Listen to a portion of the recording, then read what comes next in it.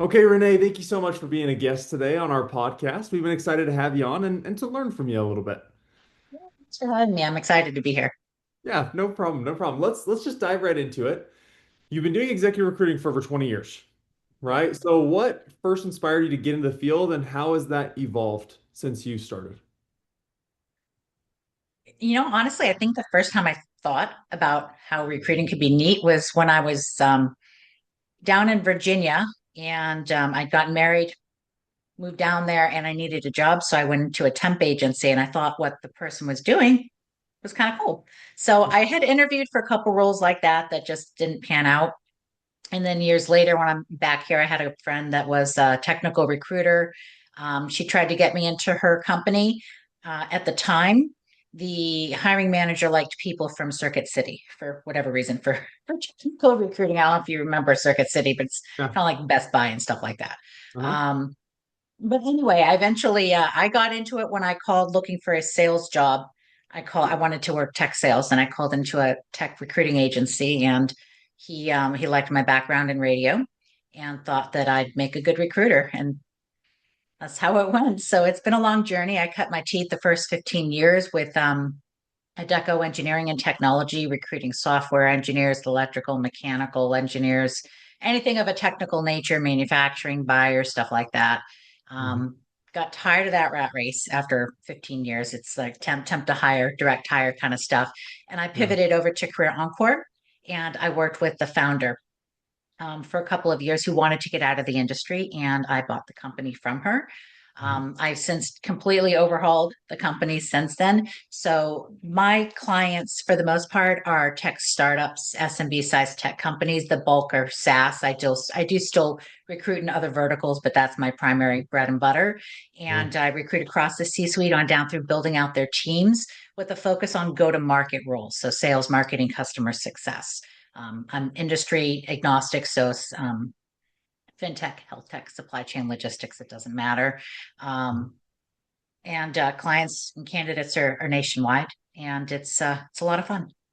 Yeah, that's amazing. Thank you for filling everybody in because I think it's important to know, where you come from, what inspired you, and then also what your focus is now when you're answering questions or when we're talking about different topics. So, I'm curious to know that. So, let me see here. So you're now positioning yourself as an AI talent partner for high growth tech startups, right? I know it talks about that on your LinkedIn, but what does that mean, and how does it differ from traditional executive recruiting? It's another service offering that I'm doing. It's cutting edge. There's not a lot of recruiters that are doing this just yet. I've just been incredibly fascinated with AI and automation and stuff like that. So it's the AI talent partner model. It's like a subscription based model, like a monthly subscription rate, one flat rate for like whatever we agree on and whatever they're looking for, but it could be as low as 2,500 a month for one job slot. And with that one job slot, they would get an outreach to about 150 candidates, and using um, tools like Clay and Lemlist, AI and automation, and it has access to over 100 data providers. I'm able to rank and sort the candidates so that it really gets honed in on the right types of people that we're outreaching to. You can create company market maps for like target companies that they want to see people from. So it Yeah. works really well like that. And what it does is I throw it into omni-channel and Mhm. I use Lemlist for that, Yeah. and it's hyper personalized campaigns. So there's email, there's LinkedIn, there's voice notes, there's video job descriptions, and it's a sequencing pattern. So it's continuously running in the background. It's not just a one-time outreach with an email from LinkedIn, right? It's a continuous pattern until you get hold of that person. You can do manual tasks, whatever you need to do Mhm. to make it hyper personalized. And long story short is for that one slot monthly rate, they could fill, maybe they get three candidates or five candidates that they want to hire, but it's still that one flat monthly rate. Mhm. I'm basically for that partnership, and it's designed for companies that are in growth mode. It's not designed for needle in the haystack or one offs. There's still, and for executive searches, you still need that bespoke executive level search that's going to accompany it, but I can still use AI. It basically it gives you a faster time to shortlist for a fraction of the cost. um, significant cost savings. And especially for startups where they have a limited budget and they've Mhm. got a bunch of hires to come in. It's great for like if you have recurring roles, depending on what you're doing. Maybe you're always looking for SDRs or whatever it may be. It's meant for lower level roles, upwards of like maybe director level. Other than that, I mean, I'd still use AI. I'm always going to use AI because it's really great for doing maps and everything. But you need that. It has a lower level touch point with a physical recruiter. That's what keeps the cost down. Yeah. No, that makes total sense. And I mean, it's smart to be able to save companies money, to save you time, to save company time. And it does Mhm. make sense that usually it's a little bit lower level than the high level executives where you need to be really particular, have that human touch. Makes Yeah. total sense. I think that's awesome. And such an innovative way to look at recruiting. I'm sure a lot of companies will benefit from that and do benefit from it right now. So how how do you balance when we're talking about executive search? How do you balance the AI automation with the personal touch? You got to look at it that AI is the engine and I'm the driver. It does the heavy lifting and I do the heavy listening. What AI does well is it does market mapping, data enrichment, scoring. It's able to rank and surface the right profiles very swiftly, and it can be constantly running in the background for ongoing searches. What humans still need to do is what AI can't. AI can only get what's in black and white. It can't read between the lines, right? Um, it doesn't have those deep conversations. You still need that human who's going to have the conversations, be able to really give that 30,000 foot view of what the company is looking for this particular role, go into their about their culture, the environment, where they're at, the stage of growth and all of that. You still have to have that conversation with people because you have to get there. The whole point of recruiting, it's not that you can't find the people out there, it's getting their interest. And Yeah. that's a key ingredient with recruiting is getting their interest and keeping it. Yeah. I like that differentiation. A lot of not a lot of people, make that differentiation on our podcast. And I think it is crucial. It's why AI can't completely replace it, right? Because you need to make sure that the executives know that they're going to be taken care of as well as the candidate. And then the client's also going to be taken care of. There's a lot of things the recruiter has to do. So Yeah. I think that's interesting, the balance that you have to have with AI and personal touch. I'm sure you probably see a lot of recruiters using too much of it and, not putting their best foot forward with some candidates or some clients, and then vice versa, right? I mean, are you seeing that? Get text messages about a great opportunity at like Walgreens and stuff. Like, I saw your resume, you're great. I'm like, really? Yeah. So bad. Yeah, I get a lot of phony stuff like that. That's not what I'm doing at all. Oh yeah, yeah. Yeah. I hope you know I didn't think you were doing that at all. I get those text Oh messages no. and random ones as well, but I think what you're doing is nice because there's a balance. And I think most things in life, if there's a balance in it, a lot of people like it. The extremes one way or the other sometimes just are too much for most people. So, Yeah. anyways, Just let's using shift. LinkedIn.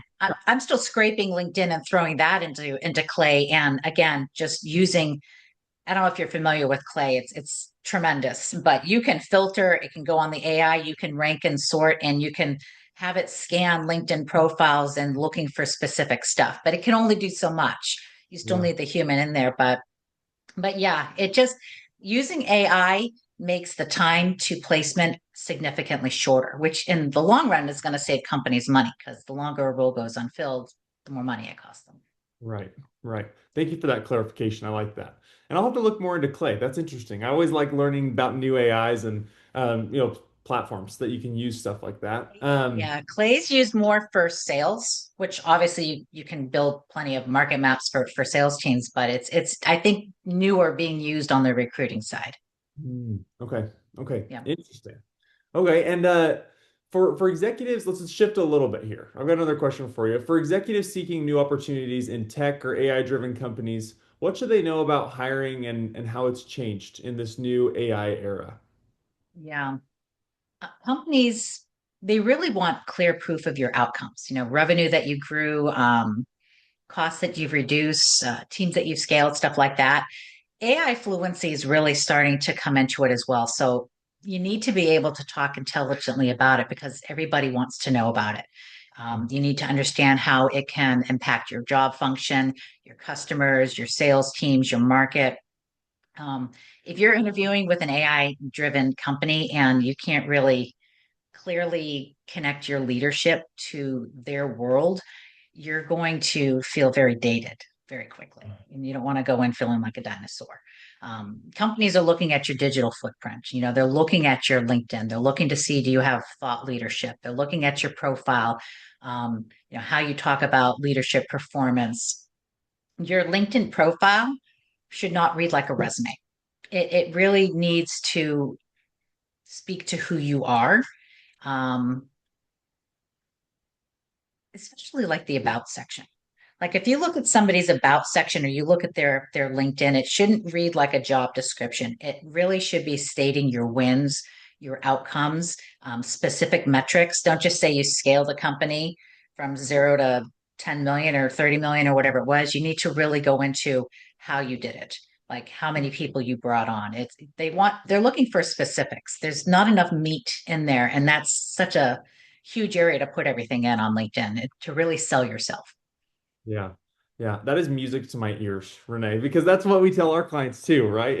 Make sure that people know who you are because sometimes you get 6 seconds online on somebody does a data scrape or somebody, just your Yep. profile pops up or you might post and you pop up in somebody's feed and if you don't have information about it, nobody's going to give you the time of day. If you don't give time into your story, nobody else will. That's what I think. On reputation. You really Yeah. should. And a lot of the great roles right now are coming through back channels, through networks and stuff. So networking, I think, is really huge right now. Yeah. A lot of people, because the job boards, I mean, LinkedIn's just the LinkedIn, it's from what I understand, right? A job is posted and within like 20 minutes the company has 400 applicants because of all the resume bots that are out there. It's just a complete black hole. So a lot of people are having more success using their network and back channels that way. Yep, I agree. I'm seeing that all the time right now. And I think it's good for people to know that networking is crucial, right? Whether you're looking or not looking, because at some point you're probably going to be looking again. And, Like, having that network is going to be really yep. crucial for you. So Yeah. I like that. I like that a lot. What common mistakes do you startups make when building their first executive team and what do you think they could do to avoid them if there's a startup that's looking to do that now? Stage fit is crucial. I mean, if you are a startup, maybe you're going from 0 to 30 million, or maybe you're going from 15 million to 60 or 60 million to 100 million. It's a different muscle for every stage. So it's really critical that you have that stage fit, somebody who's been there, done that. I've seen some startups bring in people from like brand name companies who don't have that muscle experience of that young stage, multiple hats. It's a completely different game. So that's one mistake that I've seen some companies make. Vague expectations. They're not really clear on, the critical outcomes that they're looking to do. I see them hiring people saying, yeah, we need you to come in and do all these changes. And when they get in, they start pumping the brakes and not letting them do what they were hired to do. So there's just not the right. I don't know if there's been enough conversations at the top level to really nail down what they're going to be okay with. Um, I think hiring too late sometimes happens as well, or expecting a miracle worker to come in. And understanding that culture and fit is really crucial because leaders are basically the amplifiers of the company's voice and their culture, their Mhm. values. So it really needs to align properly. Yeah. Yeah. No, I think that's crucial. And it's so interesting to think that, a lot of people will hire, because I'm hearing that a lot for fractional executives too, where people get hired to do a job and then the company pumps the brakes on what they can do. And then they feel kind of stuck, right? They're like, Yeah. I could do a lot more for this company, but they don't want me to do it, which is an Yeah. interesting, I mean, from a, 30,000 foot view, right? You think that's ridiculous, but I'm sure I would do the same thing being in the situation, right? It's easy to want to control everything. That's one that you want to happen at a company. So I think that's Yeah. really good advice and good for people to keep in mind when they're looking for a new position and make sure they have that culture fit. Um, Yeah. talking about cultural alignment. On your LinkedIn, you talk about cultural alignment being just as important as skill set, right? So Yeah. what is your approach in evaluating whether someone's the right fit for a high growth environment? Uh, it starts with my intake call with the client and really trying to dig into their culture, the leadership style. Is it a hands-off organization? Is it hands-on? They want them in the trenches. There's a lot that goes into that because every leader is different in what they're looking for and what, is their strongest muscle.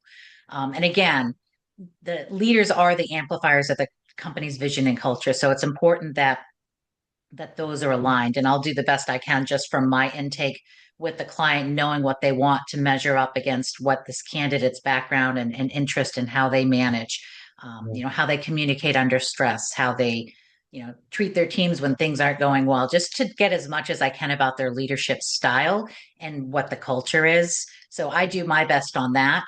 And then, if they're checking off the boxes, I submit them. And then it's up to the client to really vet. And a lot of times it comes down to gut, to whatever their gut feeling is in the end. Yeah.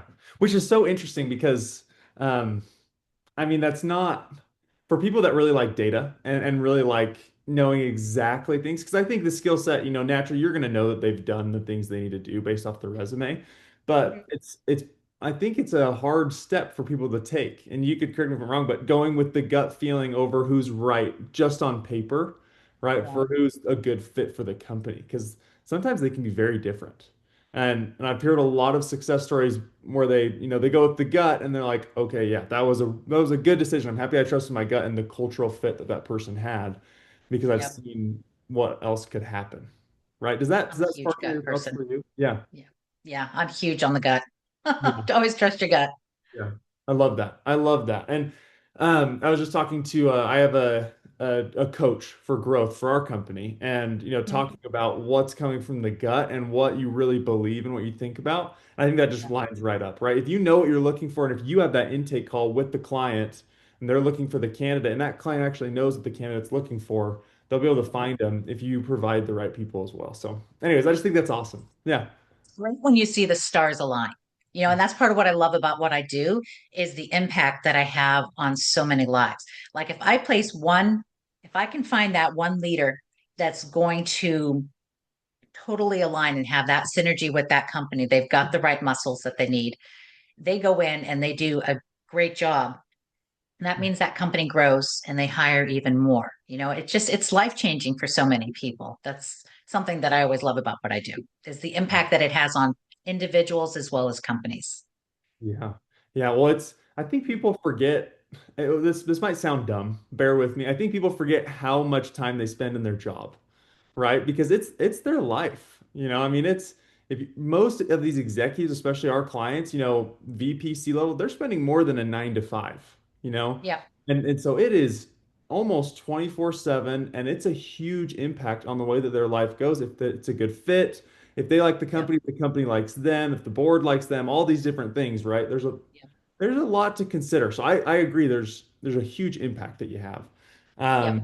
and I like that you have the human touch focus still, and having the balance because I think that executives really appreciate that. I'm sure you see that as well. But for executives listening who want to better position themselves for top tier roles in tech startups, what Mhm. practical steps would you recommend they take right now? Besides, I know we talked about having a clean, updated LinkedIn with good information there. What else would you suggest? Yeah. I would say if they do nothing else, just be really clear on your lane and make it easy for people to see how you've created outcomes. That alone is going to put you ahead of a lot of other executives that aren't doing that. And by getting clear on your lane, your stage. Are you more of like a seed round early on, or more like a series C or D kind of muscle? Mhm. Are you new markets? Are you turnaround? Are you getting in there for scaling to something really big when something's already working? Or do you need to go in and figure things out to make it work? So get really clear on, where your strengths and your wins are, and where you have the strongest, most repeatable wins. Mhm. And I would say, you want to modernize your brand and presence. And LinkedIn is really the place to do it where you have to optimize your outcomes, not responsibilities in there. A sharp about section is what you're looking for. And you want to be active on there. You want to comment on posts. You want to put posts out there for your thought leadership to show how you think. That's really critical as well. Yeah. And I would say if you're not AI fluent yet in your own function, that's something to work on. And Yeah. when I say that executives need AI fluency, they should understand what's possible and how to apply that to their work. There are some great starting points out there. I know there's like an OpenAI Academy. They have like a Chat GPT fundamentals. I've heard of a uh, Andrew NG AI for everyone. He's got some information out there. Microsoft has something for business leaders as well, and then take the training wheels off and Yeah. start using Chat GPT or Gemini or whatever, on your own based on real world type. Have it create stuff for you. I mean, you can go into Chat GPT and prompt it and say something like, act as my AI coach and walk me through practical ways someone in a CRO role with a company that's, wants to grow from 15 million to 30 million in 3 years, how could I use AI this week? Ask me some questions, and just talk back and forth with it and play around with it and know that it's not always, sometimes you got to fight back against it. But if you start playing around with it, I mean, it can just do wonders. I mean, I've built a digital twin. I've built for custom GPTs. It's all AI native right now, but I have a created in my brand voice tone, everything. I have it created for an interview prep writer and a submittal writer. So when I go on my intake calls with candidates or clients, I use a note taker, Yeah. and then after I wrap up my call with a candidate, if I want to submit them, I throw in their resume, my transcript from the call with them, my transcript from the call with the client, and it knows what to map out and what to pull out for the submittal. So Yeah. instead of taking a half hour to type it all out manually, it spits it out very quickly because I've trained it for what I'm looking for. And that's part of how AI really helps in your job. I mean, for me, for my job, that's one area that it's really super helpful because it saves me time so I can focus on more conversations. Yeah. Yeah. I think that is so cool. I just love that we can do that now because I do a similar thing with all the potential clients we have. I'll put that information into a custom GPT or something so that I can know what I typically look for and remembering what the conversation was or what a client's looking for or anything like that. And I think it's cool. And people that aren't taking advantage of that really are wasting a lot of time. And I'm just listening to you. I'm like, wow, I think I need to get some more, knowledge on it as well because I thought I was good at it, but now I'm like, there's a lot of things that I think we could all learn if we spend a little bit more time. We could save a ton of time. So thank you for sharing that. I love that. And I want to make sure that the listeners, because I've loved what you've talked about today. We've learned a lot from you. What's the best way for listeners to connect with you, follow you, listen, or hear from you more? Renee Quartermanch Dovich on LinkedIn. Um, I do a lot of posting on there. My email, if they want to reach out, is renee at careerencore.com. Um, and I've been on some other podcasts. I don't have links to them specifically though. But Yeah. yeah, I'm happy to have networking calls, conversations for the if and when, whether they're in the market themselves or, if they are looking for a recruiter to come in and support them. It could be AI talent partner model if they're doing a lot. That's designed for multiple roles, not a one-off. And it's designed as like a 3 month plus subscription for ongoing so that they always have that passive talent feeding in to their systems. But I still do bespoke, regular recruiting using my AI tools as well. But it's, obviously the normal type of recruiting, but not so much legacy recruiting. Yeah. No, I love it. Thank you so much. And I actually want to give you 1 second here. I didn't tell you about this, but your ebook. You have a free ebook on scaling smart. Can Yes, you that's give on my LinkedIn as well. yeah, can you give a quick the link to the ebook is on your LinkedIn? Is that what you're saying? Yeah. Yeah. Right under my profile, right above the about section, there's a area where you can click to download it. Can you give the listeners just a 30-second blurb? What is that book about so they can know and kind of look for it? It's just about how to scale and hiring and everything. It kind of a lot of the stuff that we've been talking about here, as far as making sure you get the right hire and what to look for, and things along those lines. Amazing. Amazing. Well, Yeah. I'll make sure to put all the links below as well Okay. when people are listening to the podcast. So thank you so much, Renee. Thank you for your thoughts and your insights, and hopefully we can just have you on again. I always love having people on again on the podcast. So don't go anywhere. Once we end the recording, I want to talk to you a little bit, but thank you for your time. Thank you. Thank you for having me. It's been a pleasure. Likewise.